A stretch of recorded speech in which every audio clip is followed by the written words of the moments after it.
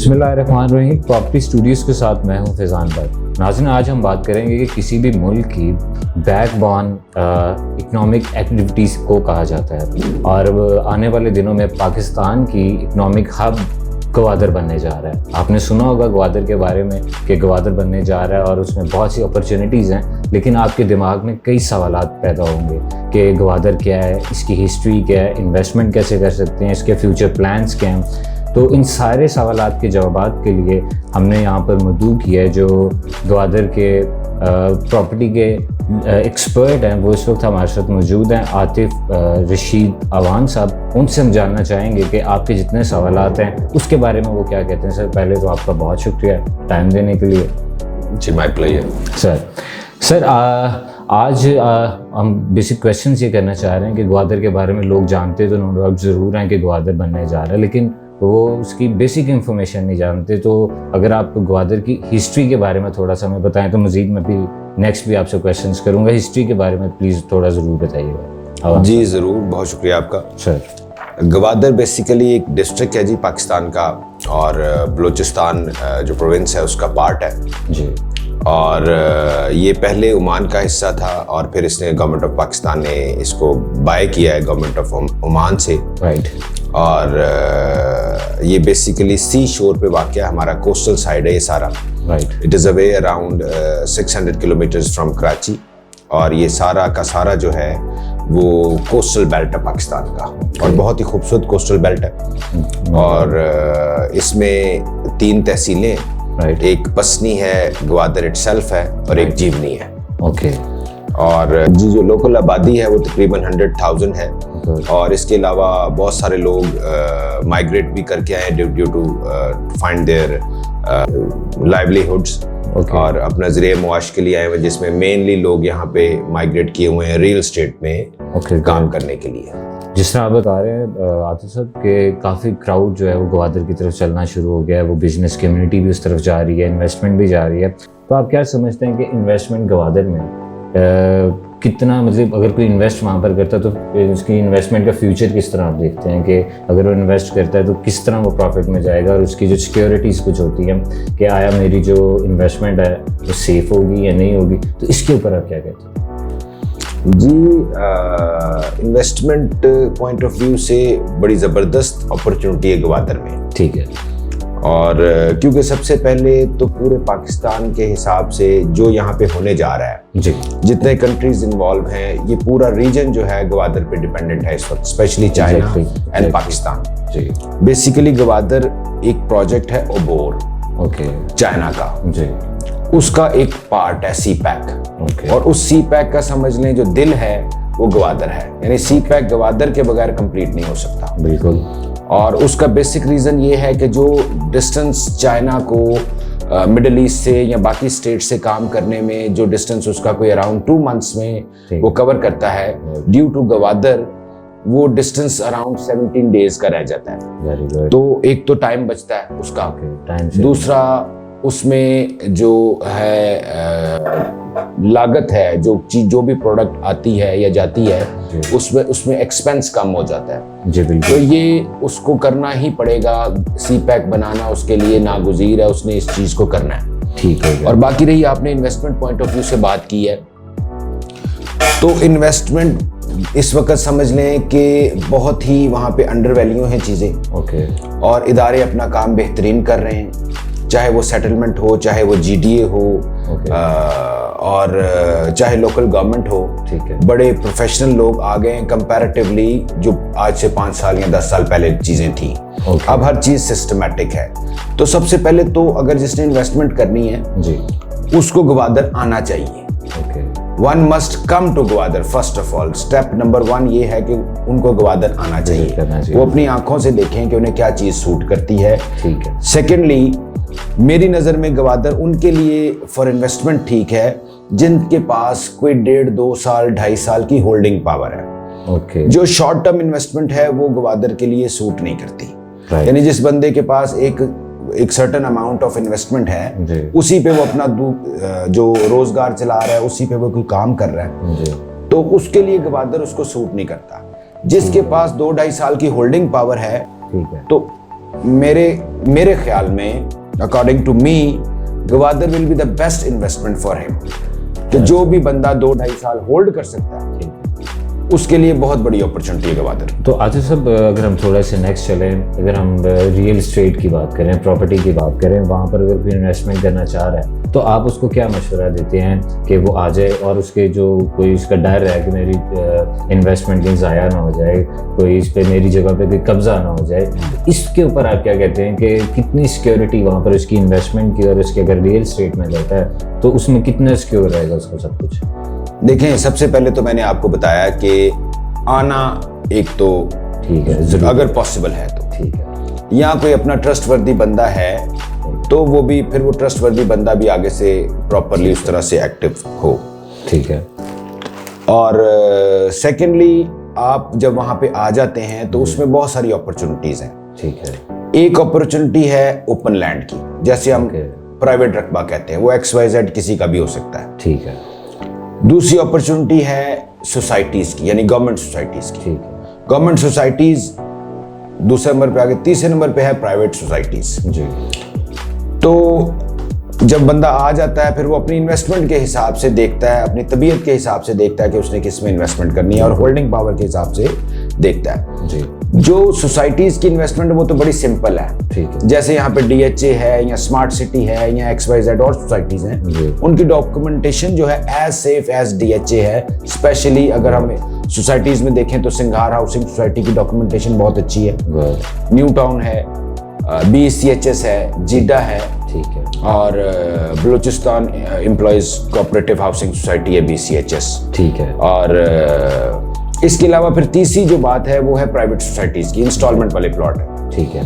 तो उसमें आपको सोसाइटीज, बेसिकली जो आप बात कर रहे हैं, लोगों के जहन में डर है कि बिकती नहीं है चीज़, या ऐसे हो जाता है वैसे हो जाता है, वो बेसिकली थोड़ा सा प्राइवेट सोसाइटीज की वजह से है। ठीक है। कि लोगों ने वो डिस्टेंस बहुत है, जिन प्राइवेट सोसाइटीज का NOC वहाँ पे दिया हुआ है लोगों, GDA ने initially to promote Gwadar, right back we went, यानी कि अगर जाएं 2004-5 में, 3 में, तो उस वक्त उस तरह से चीजें सिस्टमैटिक नहीं थी, तो बहुत सारी सोसाइटीज को NOC मिला जो काफी दूर हैं पोर्ट से और डाउनटाउन से। ठीक है। तो वो सोसाइटीज उस तरह डेवलप नहीं कर रही, लोगों ने चीजें खरीदी हुई हैं, वो बिकती नहीं है। ठीक है। तो आई विल नॉट रिकमेंड कि कोई बंदा प्राइवेट सोसाइटी में, हर प्राइवेट सोसाइटी में ले ले।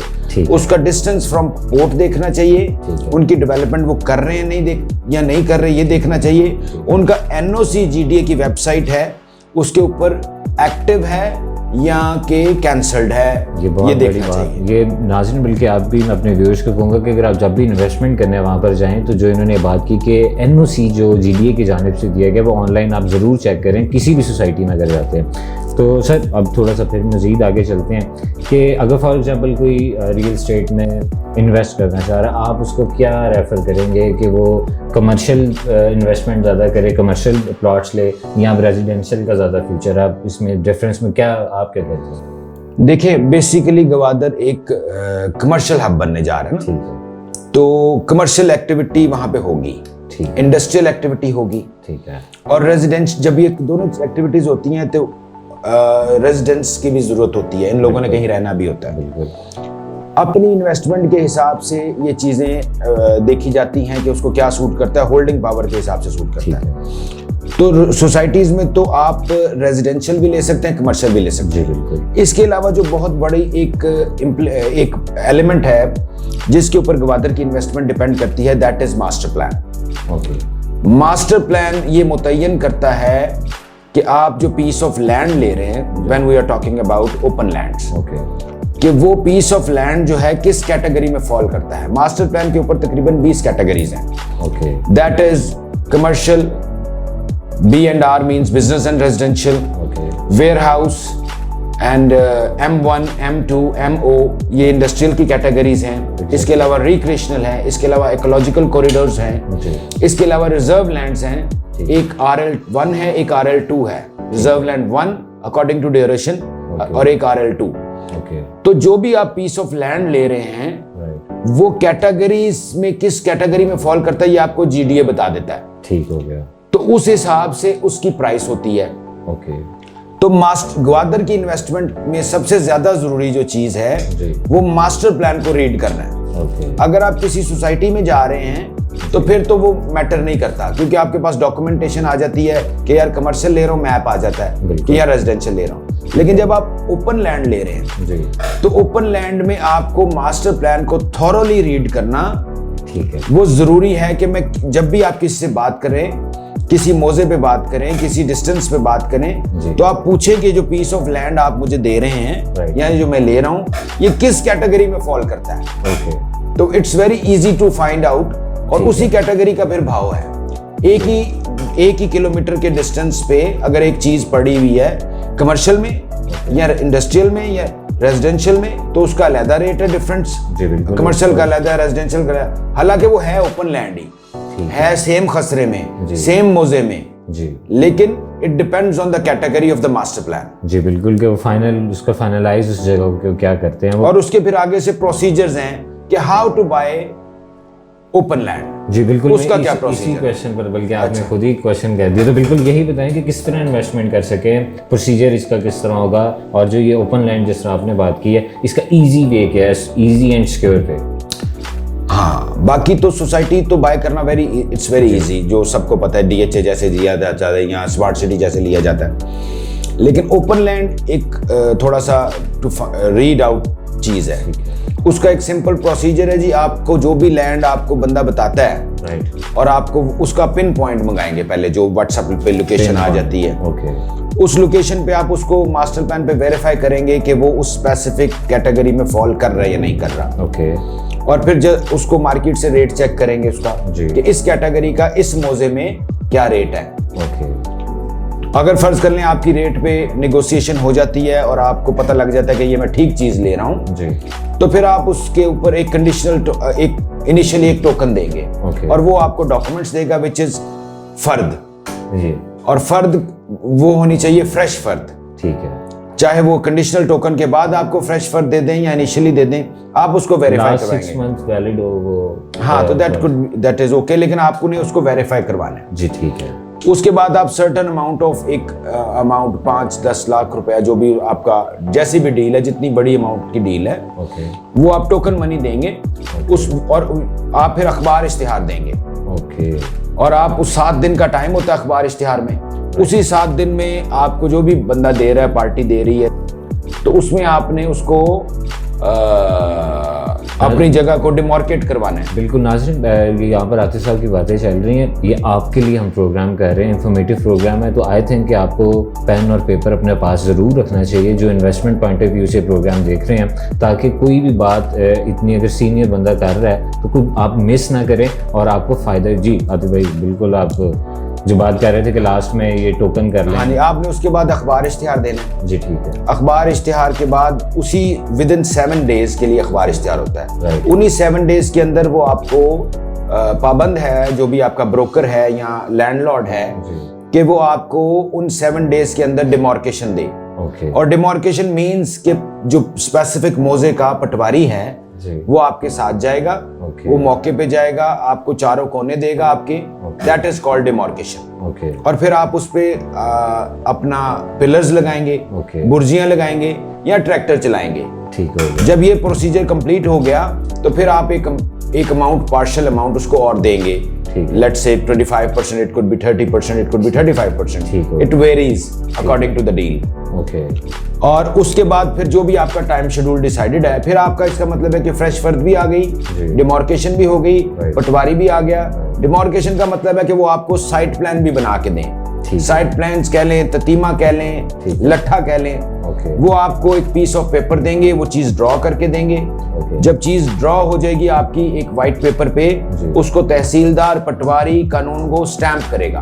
ओके। सर्वेयर आपके साथ जाएगा जब आप डिमार्केशन पे जाएंगे, पटवारी और सर्वेयर। ओके। और वो पीस ऑफ पेपर जब आपको मिल जाएगा स्टैम्प्ड, तो फिर उसके बाद आपने उनको 25% या 30% जो भी आपका डिसाइडेड है, और यहाँ जो बाकी पेमेंट शेड्यूल है वो भी, लेट्स से कि कोई कहता है कि जी मुझे फौरी पैसे चाहिए, तो उसका उस हिसाब से रेट कम होता है। ओके। या अगर कोई आपने टाइम पे चीज ली हुई है तो फिर उस हिसाब से आप उसे पार्शियल पेमेंट्स करते जाएंगे। जी बिल्कुल ठीक है। फॉर एग्जाम्पल कि मैं लास्ट में बिल्कुल क्वेश्चन में आ रहा हूँ कि कोई बंदा इन्वेस्ट करता है, ग्वादर बहुत दूर है आतिफ भाई, आप जानते हैं, कोई साल नहीं जा पाता, 2 साल नहीं जा पाता, तो आया ये सब सुन रहे हैं कि उसकी प्रॉपर्टी सेफ रहेगी? हाँ, जो प्रोसीजर मैं बता रहा हूँ अकॉर्डिंग टू दिस अगर कोई चलता है, हाँ, ये SOPs को अगर कोई फॉलो करता है, ठीक है, तो ऐसी कोई बात नहीं है कि गवादर के लोग जो बेसिकली है ना, जो एसेट ऑफ गवादर है, they are the people of Gwadar. ऐसा नहीं होता, कब्जा शब्जा नहीं होता वहां पे। अगर आपने अपनी चीजें ठीक बांधी हैं, ठीक है, तो आपकी जमीन पर कब्जा नहीं होता वहां पे ना। अगर आपने अपनी ठीक चीज ली है और ठीक बंदे से ली है, इस SOPs को फॉलो किया है, कब्जा नहीं होता। मैं पिछले पॉइंट पे थोड़ा सा आना चाह रहा हूँ प्लीज कि once your demarcation is completed, उसके बाद अब हम फाइनल स्टेज पे जाते हैं कि वो हमारे नाम पे चढ़ेगा ना। जी ठीक है। तो उसमें 2 प्रोसीजर्स हैं। एक है कि आप सिंपल इंतकाल करवा लें, ठीक है, विच आई विल नॉट रिकमेंड, हालांकि कोई ऐसी बात नहीं है, लेकिन आपको मैं समझता हूं कि ऑलवेज रजिस्ट्री करवानी चाहिए। वो जो साइट प्लान जो ततीमा आपको मिला है, उसको रजिस्ट्री पे प्रिंट करवाना चाहिए, राइट, क्योंकि आपके पास एक ऑफिशियल डॉक्यूमेंट है। बिल्कुल ठीक है। आप ऑफिशियल डॉक्यूमेंट रजिस्ट्री पे प्रिंट कराएं, अपनी रजिस्ट्री करवाएं according to the value you decide. एक स्पेसिफिक DC वैल्यू है, ठीक है। उसके बाद जब वो रजिस्ट्री प्रिंट हो जाती है, सब रजिस्ट्रार्स को अप्रूव करते हैं जी, और फिर इंतकाल करवाएं। और फिर उस इंतकाल करवाने के बाद जो साइट प्लान आपके पास था, उस साइट प्लान पे अपना इंतकाल नंबर चढ़वाएं and then remake it according to your name. जी ठीक हो गया, ठीक हो गया। इन प्रोसीजर्स को अगर कोई फॉलो कर लेता है, तो फिर ऐसी कोई वजह नहीं है कि आपको कोई परेशानी हो। ये बात मैंने आपको पहले कह दी कि जिसके पास 2-2.5 साल की होल्डिंग पावर है जी, उसका काम है गवादर। ओके। बाकी जिसको फौरी पैसे चाहिए या फौरी बेचने चल पड़ेंगे, तो इट कुड बी डिलेड। जी बिल्कुल आप ठीक है कि लॉन्ग टर्म इन्वेस्टमेंट यहाँ पर की जा सकती है, ठीक है। और इसके अलावा मैं एक और बात बताता चलूं, प्लीज, कि इस वक्त जितना काम हो रहा है गवादर में, एयरपोर्ट बन रहा है और बहुत तेजी से 24/7 बन रहा है, कैंट बन रहा है जी, बहुत तेजी से बन रहा है, एक्सप्रेसवे अपनी कंप्लीशन पे है जी, पोर्ट इंशाल्लाह बहुत जल्दी ऑपरेशनल हो जाएगी, बिजली पानी का मसला सॉल्व होने जा रहा है माशाल्लाह, और इंशाल्लाह आप जरूर गवादर आएं, और इन्वेस्टमेंट के लिए बहुत अच्छी जगह। That's good. जी नाज़रीन, यहाँ पर आप बात सुन रहे थे, इंफॉर्मेटिव गुफ्तगू सुन रहे थे आतिफ साहब की। और आतिफ साहब, बल्कि मैंने पहले कह दिया था कि लास्ट क्वेश्चन है, लेकिन एक और बात आपसे कर लें कि जितनी इंफॉर्मेटिव गुफ्तगू लोगों ने आपसे सुनी है, क्या वो आपको रब्ता भी कर सकते हैं? जी ज़रूर।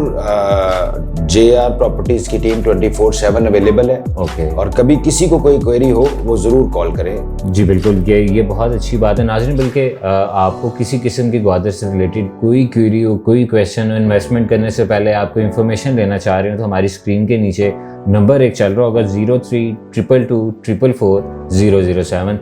जब भी आप इस नंबर पर कॉल करेंगे, आतिफ साहब हमेशा आपकी रहनुमाई के लिए वहाँ पर मौजूद होंगे। और मज़ीद जो प्रोजेक्ट्स हमारे आ रहे हैं उसके बारे में जानने के लिए आप हमारी वीडियो को ज़रूर लाइक करें, सब्सक्राइब करें हमारे चैनल को, ताकि आइंदा आने वाली जितनी इन्फॉर्मेशन है उससे आप लोग अपडेट रह सकें। आज तक के लिए अपने होस्ट फिजान बट को इजाज़त दीजिए। अल्लाह निगहबान, अल्लाह हाफ़िज़।